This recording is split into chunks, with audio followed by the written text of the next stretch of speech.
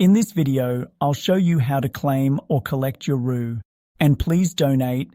If you find this guide useful, then please consider subscribing. And once you've done that, please leaving a like. And let's get right into this guide. So here we are. And please donate. So the first thing you need to do is make sure you actually have gone and received some donations, because otherwise there's going to be no Roo available. So as you can see in this case, I've actually got 0 raise because of on an old account. But on my main account, I do have some Roblo raised. Well, actually, your Roo is going to be automatically collected, but I'm going to give you a bit more information. But first, we need to head back to our Roblox homepage. Here we are back on Roblox.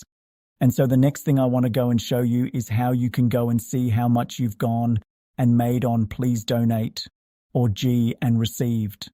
So to do that, all you need to do is go to the top right of Roblox and go and tap on your Rooks balance up here. And then this is going to go and give you a few options.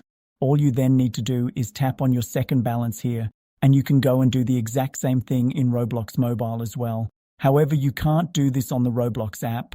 You'll need to go and open up a browser on your phone. That could be Safari or Google Chrome.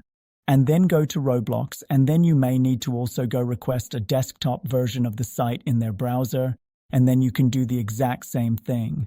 So tap on your Roblox balance in the top right, and it will take you M to load.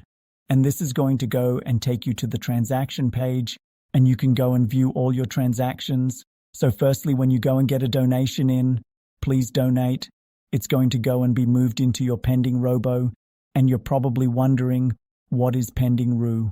Well, basically, it's an anti-abuse measure put in by Roblox, just in case any issues come up with the transaction, and then Roblox can moderate it.